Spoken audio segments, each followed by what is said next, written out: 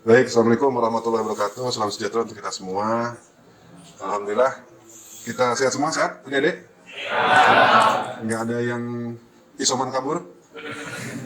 Oke, Alhamdulillah ya. Jadi di pandemi ini kita masih bisa berkumpul dan kita kuliah. Dan masih pada kelanjutan mata kuliah urologi di blok genitourinary. Dan dalam blok ini juga ada materi mengenai trauma. Jadi trauma urogenital.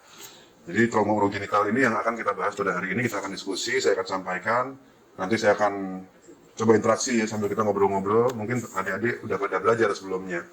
Jadi banyak sebetulnya kalau kita ngomong tentang trauma urogenital, bagian dari sistem urogenital apa aja? Coba, satu dari atas. Coba, mahasiswanya, Mbak, coba Mbak, siapa namanya? Mbak Nia, Bu Dokter Nia, gimana? Yang paling atas? Ginjal. Setelah ginjal apa?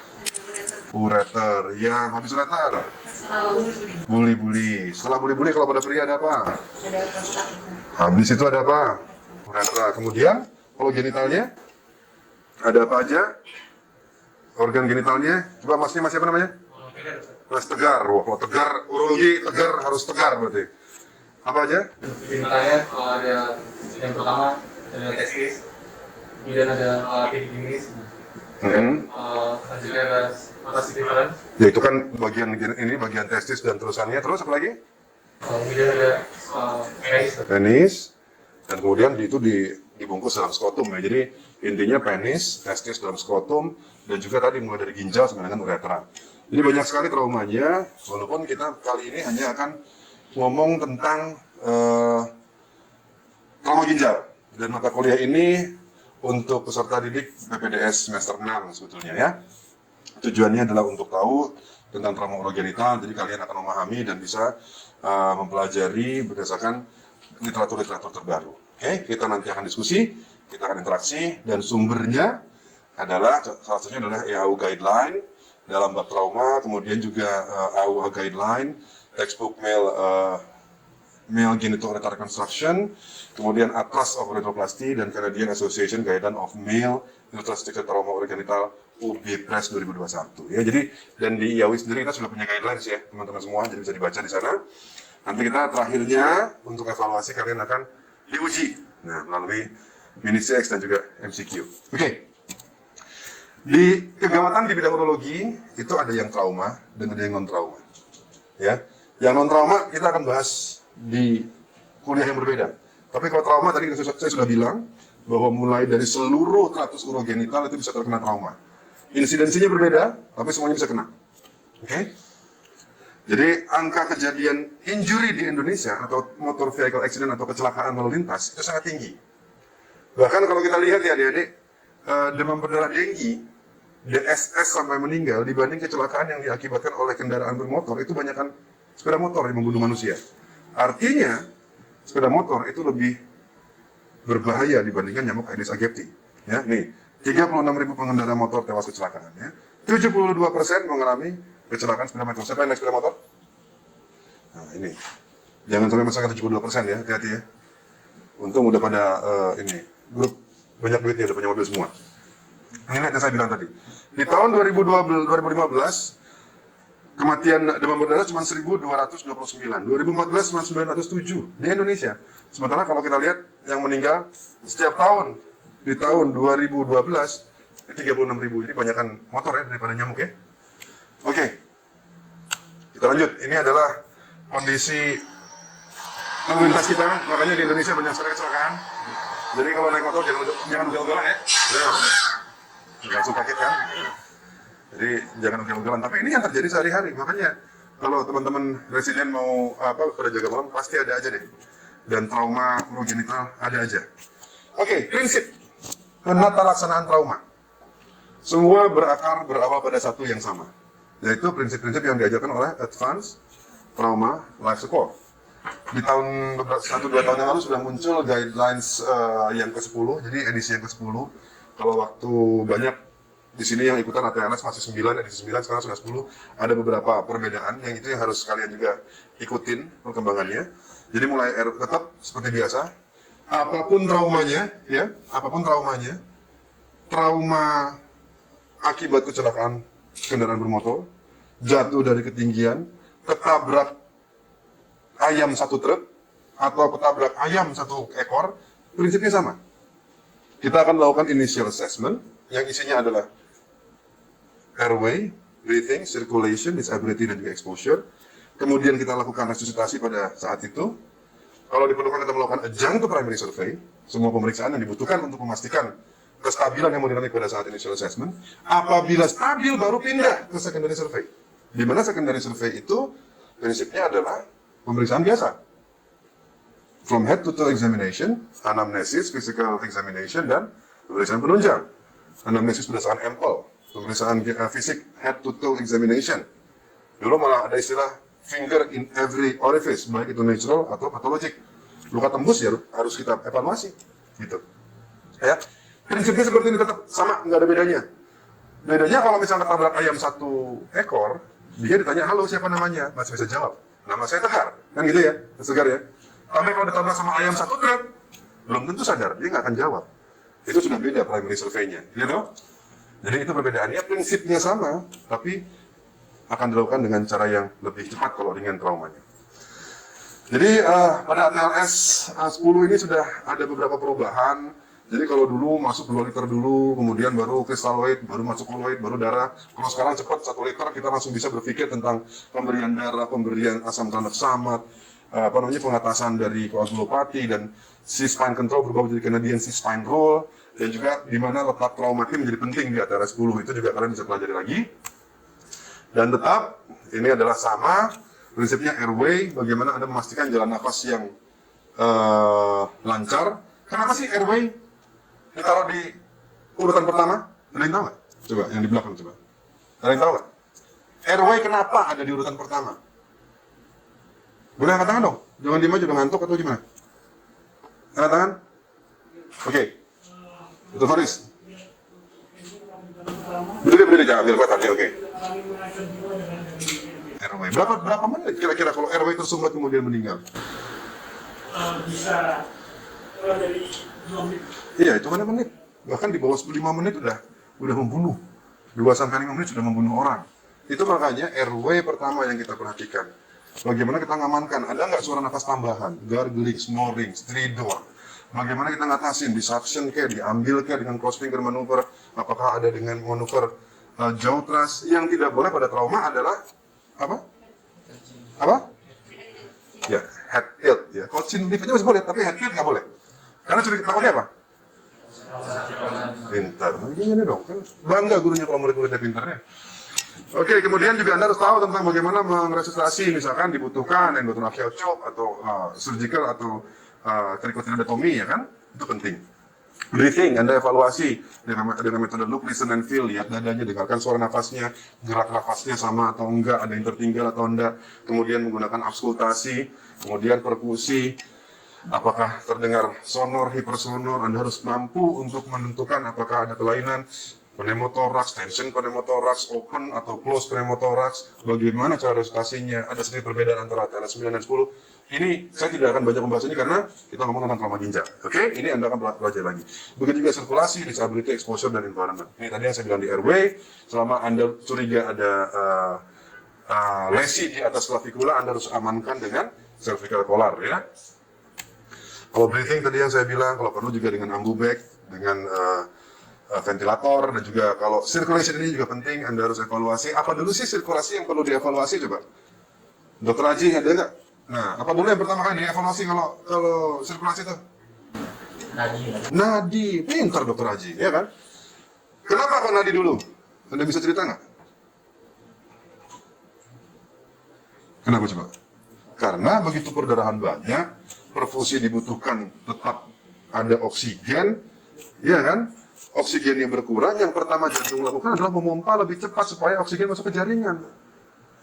Nah, begitu pompanya itu masih cukup, perfusi masih teratasi. Begitu perdarahannya sudah banyak, nggak ada yang dipompa, baru nanti tensinya tekanan darah akan turun, kan gitu. Nah, sehingga Anda harus tahu, nadi yang paling penting. Makanya pada klasifikasi shock, nadi dulu yang akan berubah. Baru tensi di shock grade ke-3 setidaknya. Ya toh? Nah, ini ada shocknya ya. Ini harus hafal dan juga ngerti. Karena kalau hafal doang, besok lusa juga lupa. Tapi kalau ngerti, mau kayak gimana aja, dia akan ngerti. Kenapa? Kalau respiratory rate makin berat, makin tinggi. Karena dia butuh oksigen lebih banyak. Kan gitu. Ya. Jadi ini, di Atlas 10 juga dikatakan mengenai tranexamic acid. Ini juga dimasukkan untuk membantu koagulopati ya. Disability, GCS, Anda sudah tahu, di evaluasi eye, verbal, dan juga movement atau motorik. Exposure, Anda harus bisa lakukan log roll bersama teman-teman, berarti ada kaptennya di emergency itu ya, untuk mengkomando kalian semua, dan kemudian miring kanan, miring kiri supaya ketahuan, supaya inline, tidak menimbulkan kelainan yang lebih berat. Oke, ya sekarang trauma, kita ngomong tentang trauma abdomen dan trauma urogenital. 5-10% trauma abdomen itu adalah trauma urogenital. Jadi dari seluruh trauma abdomen, sebetulnya cuma 5-10% yang mempengaruhi ginjal, ureter, dan lain sebagainya. Yang paling banyak di antara itu semua adalah trauma ginjal. Ya, dan terutama paling banyak karena laki-laki memang, terutama di Indonesia. Kenapa? Yang nyetir motor kayak tadi biayaan biasanya laki-laki ya, gaya-gayaan pakai motor Suprafit tapi udah dimodifikasi gitu ya, udah nggak zaman sekarang Suprafit ya, itu zaman saya dulu. Kalau sekarang zamannya apa? Sepeda motor apa? Scoopy kalau Joy, biar input ya. Oke, jadi trauma ginjal itu dibagi menjadi dua, apakah itu trauma tumpul atau trauma tajam. Kalau trauma tumpul bisa langsung atau juga karena akselerasi-deselerasi. Kalau trauma tajam bisa penetrating akibat senjata tajam atau gunshot wound, itu juga bisa. Di Indonesia cukup jarang gunshot wound, dan yang sering menjadi jadi petandanya adalah apabila ada luka di daerah flank, baik itu jejas, hematom, ataupun luka tusuk, kemudian muncullah hematuri dan seringkali disertai oleh gangguan hemodinamik. Karena apa? Ginjal ini tempatnya untuk sirkulasi darah. Jadi bayangkan berapa puluh liter darah yang diputar di ginjal. Ya? Jadi kalau misalkan sampai ginjalnya pecah, maka sangat bisa terjadi gangguan hemodinamik atau shock hemorrhagic. Nah ini, menurut AAST, American Association for the Surgery of Trauma, ini dikategorikan menjadi 5 kategori. Ya. Kategori pertama yang ringan, cuma subcapsular hematom saja, ya kan? Yang kedua ada laserasi korteks kurang dari 1 cm, atau itu cuma di korteks saja. Kalau yang ketiga lebih dari 1 cm atau sampai dengan medula. Kalau 4 ada parenchymal laceration sampai dengan pelvio-calyceal system, atau ada arteri-arteri segmental yang terkena. Nah yang paling berat yang 5 adalah apabila terjadi shattered kidney atau ginjal pecah. Ginjal pecah atau pedicle utamanya itu juga ruptur. Nah ini yang paling bahaya itu sebetulnya yang grade 5. Ini gambarnya kita bisa lihat, kalau subcapsular hematom ya hanya localized di sini saja. Kemudian ini kalau sampai ke korteks, ini yang sampai medula tanpa sampai ke pelvio-calyceal system. Yang ini adalah sampai dengan pelvio-calyceal system atau mungkin arteri segmentalis atau trombus. Nah ini yang grade 5, kalau pecah semua. Di pedicle juga pecah. Nah ini yang seringkali menimbulkan hemodinamik yang tidak stabil. Di sinilah mungkin biasanya kita sampai harus melakukan surgical resuscitation, ya. Jadi pada prinsipnya kita harus tahu prinsipnya tipe accident-nya, mekanismenya apa, apakah ini akselerasi atau deselerasi. Kemudian pasti kembali prinsipnya tadi ke trauma, ya, ke ATLS, mengevaluasi mengevaluasi airway, breathing, circulation, disability, dan exposure, baru Anda masuk ke security survey. Karena kita, apalagi kita sebagai dokter urologi, pada kasus trauma nggak bisa kita hanya berpikir ginjalnya doang. Nggak bisa berpikir kandung kencingnya doang. Kita harus memikirkan pasien itu secara menyeluruh. Baru yang spesifik memang di tangan kita. Oke? Anda harus curiga ada injury tadi yang saya bilang, ada hematoma, ada luka tajam mungkin, atau ada perdarahan mungkin, juga ada gross hematuri. Jadi pemeriksaan kencing itu hematuri bisa dibagi berapa aja, Dr. Edwin? Apa aja? Pseudohematuri. Kalau pseudohematuri apa aja, Dr. Edwin kira-kira? Pseudohematuri bisa makroskopik.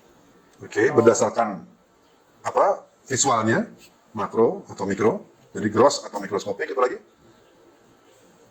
Mikro. Berdasarkan waktunya di awal, di tengah, atau di keseluruhan, gitu. Atau lagi? Ada yang tahu? Kalau berkaitan dengan keganasan? Iya, nyerinya. Kalau yang painless justru biasanya karena keganasan. Kalau nyeri biasanya karena inflamasi, ya. Itu hematuria. Jadi kita harus tahu membedakan. Tapi kalau ada trauma jelas, ada trauma, ada jejas, hematuri, kita curiga, ya. Bagaimana kita mengevaluasi melalui imaging, adik-adik sekalian? Pada jantung primary survey itu sudah dilakukan atau diberikan kesempatan untuk melakukan USG fast. Apa itu fast? Pinter sekali nih, dokternya ini. Fokus assessment sonografi on trauma. Dokter Aji tenang karena kok Asus bisa jawab, luar biasa.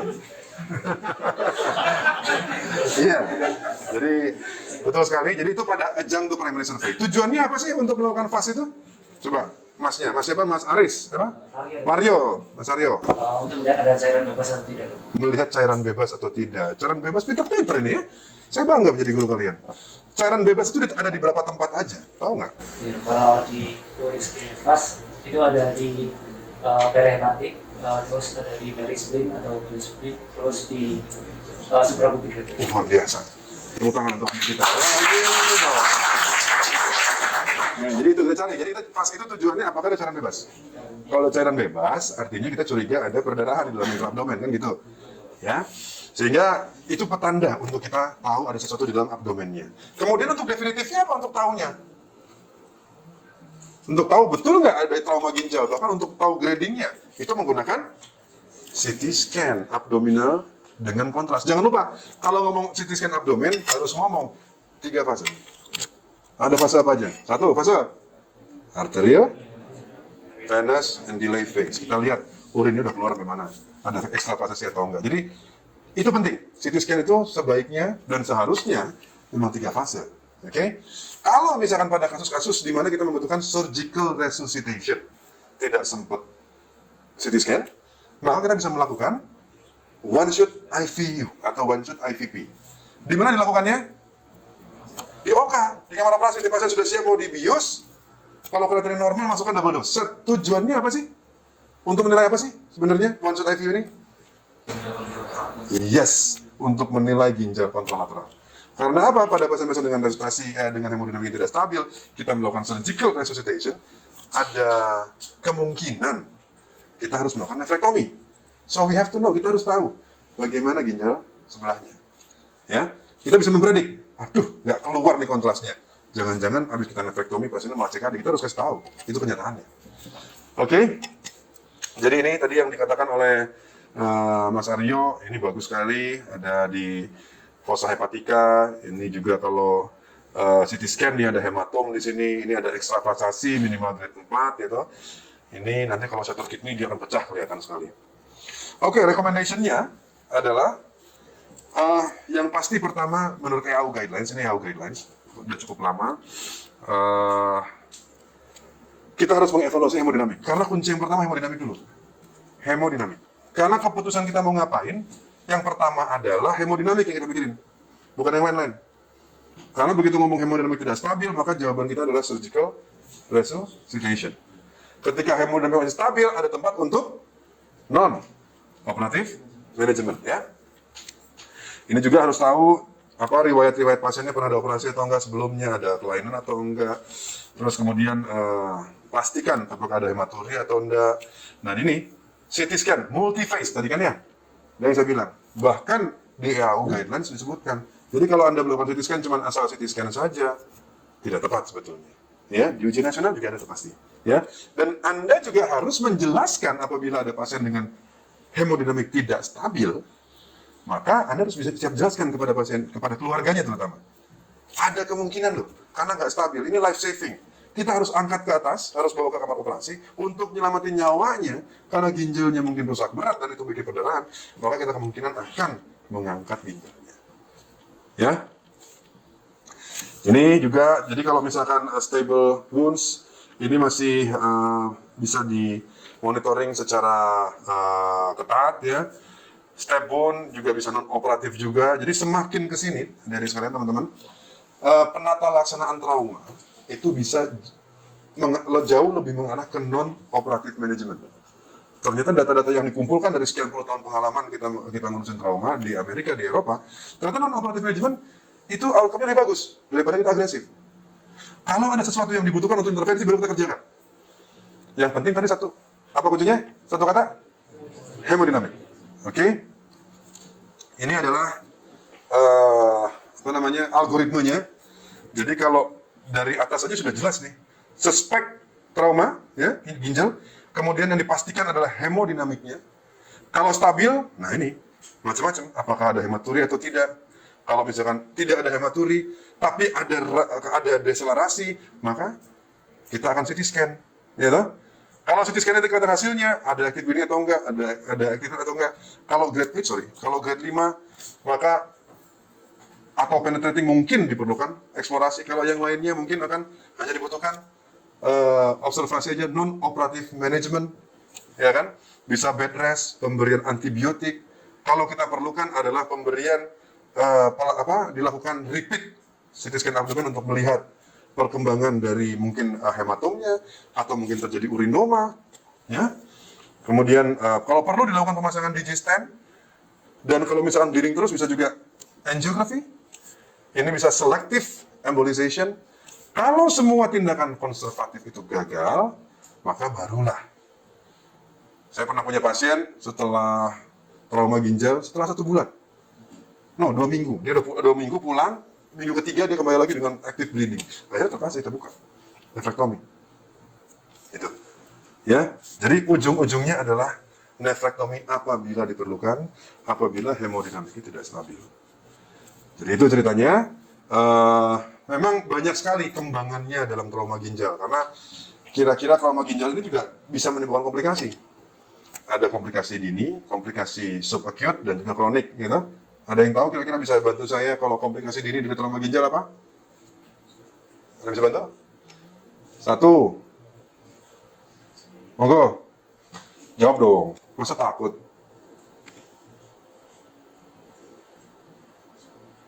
Dokter siapa ya? Dokter Dio. Komplikasi dininya dok, gimana dok? Yang pertama depresi tinggi, kemudian shock, yang urino, Ya. kemudian sepsis. Oke. Jadi kalau sepsis sudah lebih, nggak cuma dini aja, itu udah mulai subakut ya kan, mulai abses, urinum, abses, sepsis dan lain sebagainya. Ini ya perdarahan ulang, shock hipovolemik, hematuria clot itu bisa juga, clot retensi ya.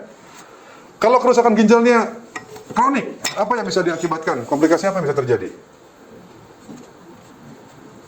Betul Adit? Long term complication-nya? Ginjal itu buat apa sih fungsinya? Iya, macam-macam. Untuk hemostasis, tekanan darah, hipertensi, ya kan? Itu bisa terjadi. Makanya kita harus follow up terus tuh. Pasien-pasien dengan trauma ginjal pada dini, subacute maupun late-nya. Jadi follow up-nya tidak cuman ya udah pasien hidup selesai, nggak boleh, harus sampai akhir selesai. Oke, jadi trauma ginjal rasanya itu, dan mungkin sedikit tambahan aja, kalau memang kita melakukan tindakan resusitasi, surgical resusitasi, maka sebagai ahli urologi kita harus mengetahui mengenai teknik mechanics, principle mechanics, bagaimana kita mampu untuk mengevaluasi dan juga mengontrol perdarahan, ya.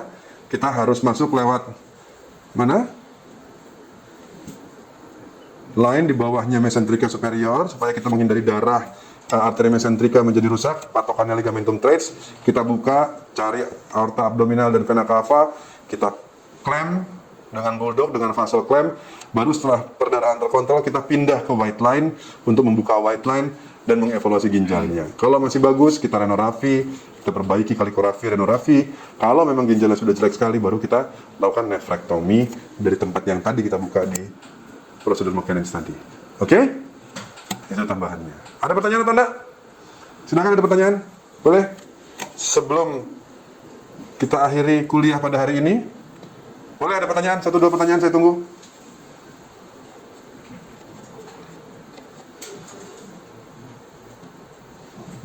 Ya, mau nanya, monggo.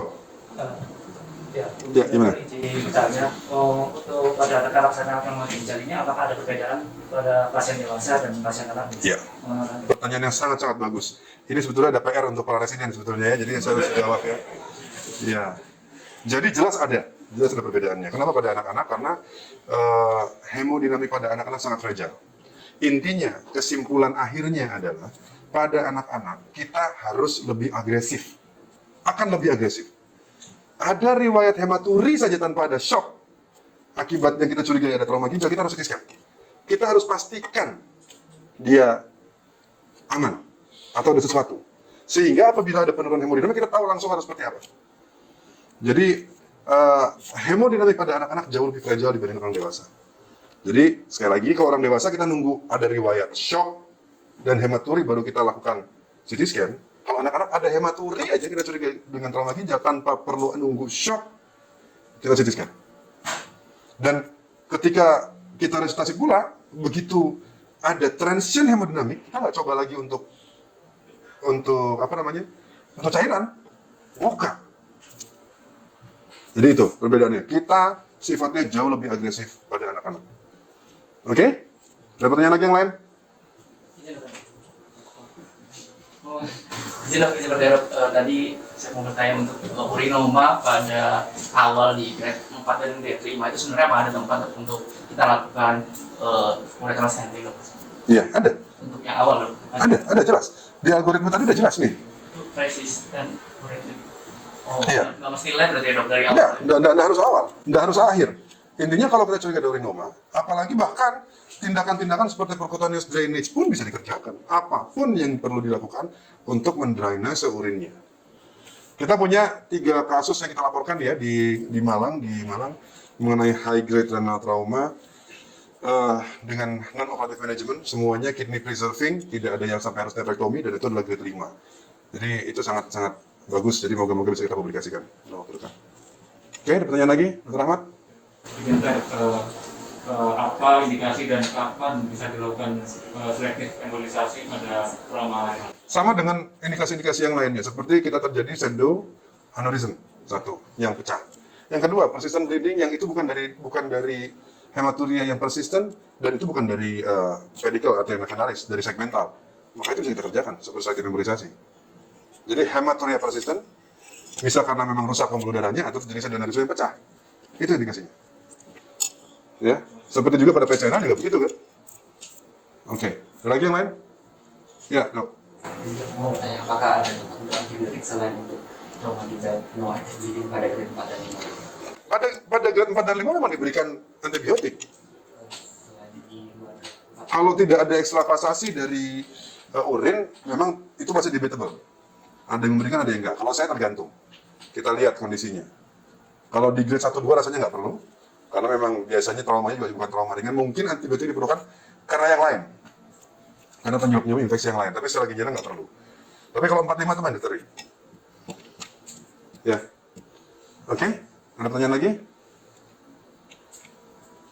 Oke, ya sudah. Jadi moga-moga kuliah kali ini bermanfaat untuk kita semua. Masih ada kuliah-kuliah lain, seri-seri lain tentang trauma ureter. Trauma ureter agak jarang sebetulnya, jadi nanti akan digabungkan dengan yang lain. Trauma buli itu cukup banyak. Trauma uretra yang menarik bahkan sampai dengan rekonstruksinya. Kemudian dengan trauma genital. Itu juga akan kita bahas berikutnya. Dan semoga teman-teman tetap semangat untuk belajar. Nanti kalau ujian juga lulus semua, jangan takut.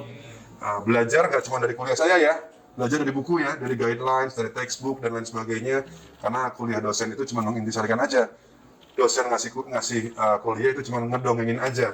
Tapi referensi aslinya sudah saya sebutkan, Anda bisa lihat di textbook, di guidelines, di pedoman tata laksana klinis, baik itu dari dalam negeri atau luar negeri. Oke, semoga kita semua sehat dalam lindungan Allah Subhanahu wa taala. Terima kasih atas perhatiannya. Billahi taufiq wal hidayah. Wassalamualaikum warahmatullahi wabarakatuh.